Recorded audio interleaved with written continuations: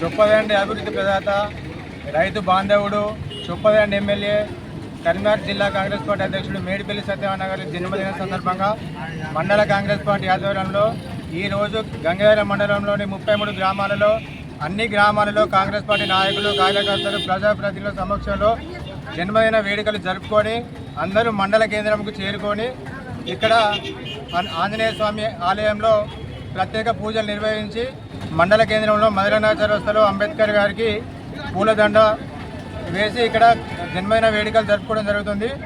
తెలంగాణ ప్రజలకు జూన్ 2 ఎంత ప్రాముఖ్యమో ఇక్కడ చొప్పదండి ప్రజలకు జూన్ 5 అనేది అంత ప్రాముఖ్యంగా నిలుస్తున్నది.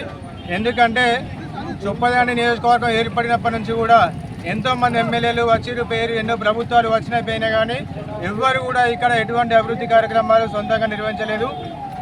ఎమ్మెల్యేలు గెలిచిరు, వాళ్ళు అభివృద్ధి చెందిరి తప్పించి ఇక్కడ చొప్పదండి నియోజకవర్గాన్ని ఎవరు ఇక్కడ అభివృద్ధి పదంలోకి తీసుకెళ్లలేదని ఇక్కడ ప్రజలు చెప్పుకుంటుంటే 2014లో ఇక్కడికి వచ్చిన ఎమ్మెల్యే మేడిపల్లి సత్యం గారు అప్పుడు 10 సంవత్సరాలు ప్రతిపక్షంలో ఉండి 2 సార్లు ఓడిపోయినా కూడా ఇక్కడ ప్రజల కష్టాల కోసం కష్టాలు తీర్చాలి, రైతుల కష్టాలు తీర్చాలని 10 సంవత్సరాలు కాలుకు బలం కట్టుకొని వాడ పల్లె రైతు కళ్ళల్లో, రైతు పొలాలల్లో ప్రతి ఇంటా తిరిగి నియోజకవర్గం మొత్తం తిరిగి విద్యార్థులు, ఉద్యోగులు, సకల జిల్లాల సమస్యలు తెలుసుకొని నేను ఈ నియోజకవర్గ భవిష్యత్తు మారుస్తా, తెలంగాణ రాష్ట్రంలో నియోజకవర్గాన్ని ఒక మోడల్ నియోజకవర్గంగా తీర్చిదిద్దుతా, నాకు ఒక్కసారి అవకాశం ఇవ్వాలి, మార్పు కోరుకోవాలంటే 2023 నవంబర్ 28 తారీఖు నాడు చొప్పదండి నియోజకవర్గ ప్రజలు ముక్త కంఠంగా, మతాలకు అతీతంగా, కులాలకు అతీతంగా, ప్రాంతాలకు అతీతంగా అందరూ చేతి గుర్తు మీద ఓటేసి మేడిపల్లి సత్యనారాయణ గారికి ఓటేయడం జరిగింది. దానికి అనుకూలంగా ఆ రోజు నుంచి ఇవాళ 2.5 సంవత్సరాలు అవుతుంది. 2.5 సంవత్సరాలలో ఎక్కడ మాట తప్పకుండా, ఇచ్చిన హామీలు ఎక్కడ తప్పకుండా ఒక్కొక్కటి నెరవేరుస్తూ కొన్ని సాంకేతికంగా ఇబ్బందులు ఎదురైనప్పటికీ మెల్లమెల్లగా తీర్చుకుంటూ అన్ని కార్యక్రమాలు జరుపుకుంటూ ఇక్కడ 2.5 సంవత్సరాలు 5 సీజన్లు జరిగితే ఏ ఒక్క సీజన్లో కూడా సాగునీరు సకాలంలో అందింది. అన్ని సీజన్లలో కూడా సాగునీరు సకాలంలో అందింది. రైతులకు సకాలంలో పంట కొనుగోలు కేంద్రాలు జరుగుతున్నాయి.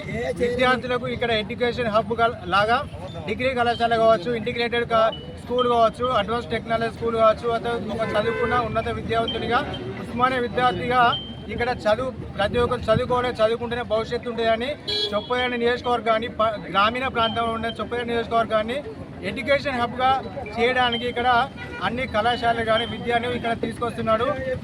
తను ప్రతిసారి చెప్తున్నాడు నారాయణపూర్ ముంపు గ్రామం కోసం అనేకసార్లు ప్రయత్నం చేస్తున్నాడు. కుడుకాల నిర్మాణం కానీ, ఓటీల నిర్మాణం కానీ పూర్తి అయితే చొప్పదండి నియోజకవర్గం సస్యశ్యామలం అవుతుంది.